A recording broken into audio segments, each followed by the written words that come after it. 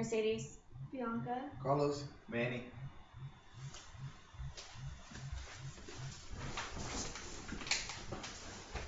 Good morning. My name is Danielle, and I am an active duty member of the United States Air Force. So I'm here to talk to you all today about something that I'm very familiar with, and I think it's fantastic information that I think I should pass on to as many people as I can. Today I'm going to talk to you about some military benefits. I'm going to go over the post 9/11 GI Bill, healthcare, and service members group life insurance, or the SGLI as we know it. So to get started, the military understands how important your education is, and they're a huge advocate in helping military members receive their bachelor's degree, and they used the post 9/11 GI Bill.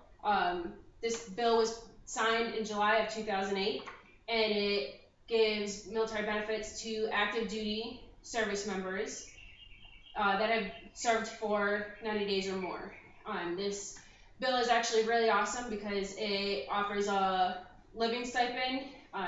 The national average is $1,300, but it can exceed up to $2,700, and this just kind of gives an extra little incentive to go to school with this program. Although you cannot be an active duty member that's currently active duty to get this, it is really something to look into when you get out of the military. You don't want to stay in for the full 20. On top of the military wanting everyone to have a hungry brain, they also want you to be physically and mentally healthy.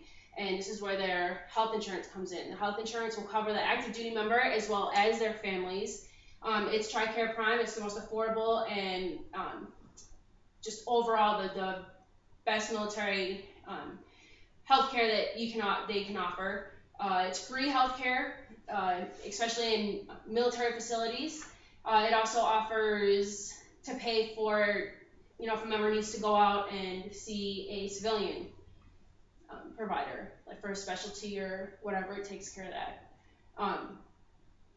And finally, just like the military wants its people to be healthy while they're serving, they also want to make sure that the families are taken care of after a member maybe passes away while on service. And this is where the SGLI comes in, or the service members group life insurance. This is up to $400,000, but they can opt to decline this life insurance. They can also opt for a lesser amount. They can receive the payment in one lump sum or in $50,000 increments. The member can separate it so that it goes to either the spouse only, or they can separate it between kids or parents. It's up to the military member. It is at their discretion. But this is the military's way of making sure that the member is taken care of while they're serving, and if something horrible happens after death.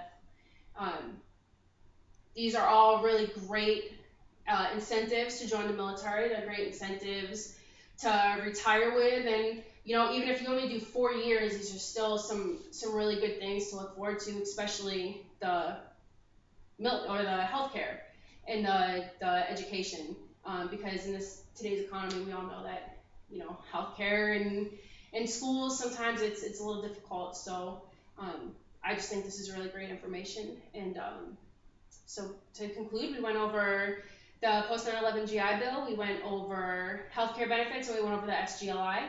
I am Danielle Ricoder. I am an active duty member in the United States Air Force again, so I can tell you that this is really good information. I hope you really take it and run with it.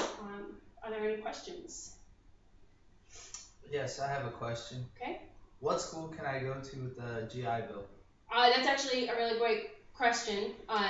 There are plenty of schools that you can go to. It's forever changing, but the GI Bill really is accepted anywhere. To get more specific information, I would suggest going down to a military education center where they can give you a more kind of descriptive list of all the different schools and the programs and everything else. But yeah, the GI Bill is almost good everywhere. Okay. Any other questions? Yes, ma'am? Can my parents give me their GI Bill? They can. The GI Bill is transferable. If the active duty member wants to give it to their spouse or a child, it is absolutely they can. The only catch to that is if they transfer it to a dependent. That military member owes the military another 4 years of service. So there is a catch to it, but absolutely, they can transfer it, definitely. Does Texas have the Yellow Ribbon program? Texas does have the Yellow Ribbon program. I personally don't have too much information on that. I don't want to lead you in the wrong direction. So again, like I suggested to Manny here, if you go down to the military education office, they can give you all the information you need on that for sure. Anybody else? Actually, after your 20 years of service, I mean, what kind of, I guess I would say, what kind of medical benefits would you have? That's a good question. So of course the military is not just gonna cut you off at 20 years and say, we're not taking care of you anymore. You gave 20 years of service, and the military is gonna take care of you and your family actually after you do your full 20 years and retire. It is gonna cost a little bit more for certain things, but as long as you have your little blue card and your family members still have their dependent IDs, you can still go into any military facility and receive health care without having to worry about paying money up front or anything like that, which is stressful, especially when you're older. And on top of that, they even provide shuttles to get its retired members back and forth to the military facilities. So just depending on what you need done, it might cost you a little bit more out of pocket than it would if you were active duty, but you still get your full benefits as a retired service member, and your family does too. Is there any other questions? No? All right, well, thank you for your time, and I hope you take this information and kind of run with it.